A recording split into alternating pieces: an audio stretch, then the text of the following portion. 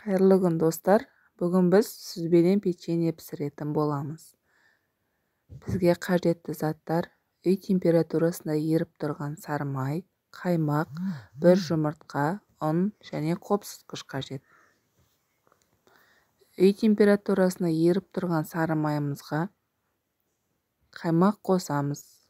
Оның үстіне бір жұмыртқамызды қосып, жақсылап араластырып аламыз.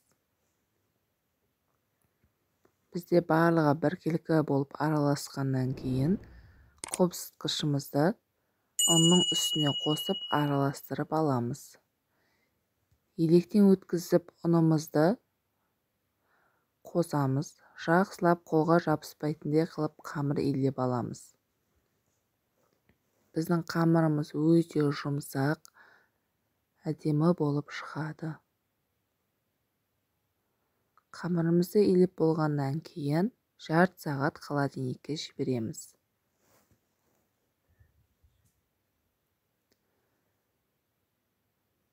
Барлығы видеода көрсетілгендей өте анық, түсінікті деп ойлаймын.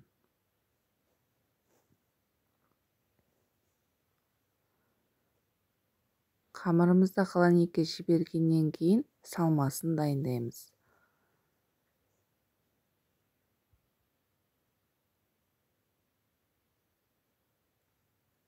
Ол үшін бізге сүзбе, шекер және крахмал қажет. Сүзбеге қантымызды, крахмалымызды қосып, қантымыз ерігенше жақсылап араластырып аламыз.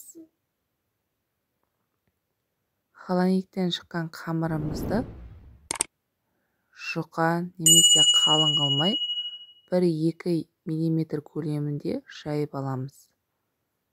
Оны арнайы дөңгелек формада кесіп аламыз. Егер менің каналым ұнап жатса, менің каналымның дамуына өз үлестеріңізді қоса кетіңіздер. Сіздерден лайк, комментарий күтемін.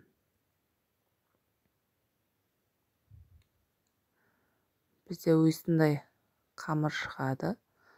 Әдемілеп жайып алғаннан кейін формаға келтіреміз.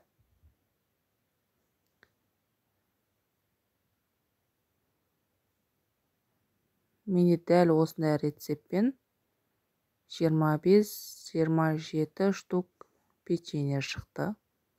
Бұл печеньенің дәмі өте ерекше, отбасыларыңызға өте қатты ұнайды және тез дайын болады.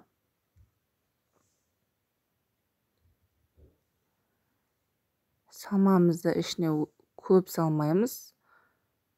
Яғни жарты қасықтан шай қасықпен сөйтіп салып шығамыз.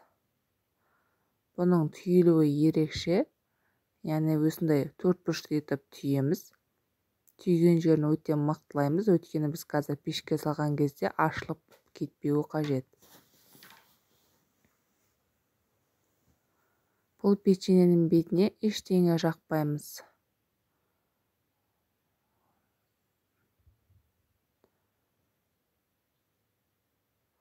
Осындай салмамызды салып болғаннан кейін қызып тұрған пеште 200 градуста 20 минутта пісіріп аламыз.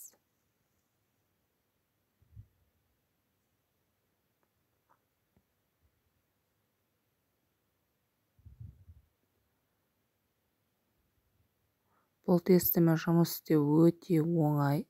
Қамырымыз өте жұмсақ.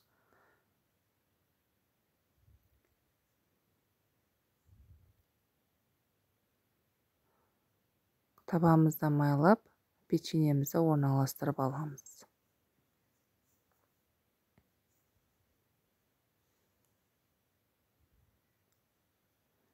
Печеньемізді пісіп болғаннан кейін үстіне сахарный пудрамызды себеміз.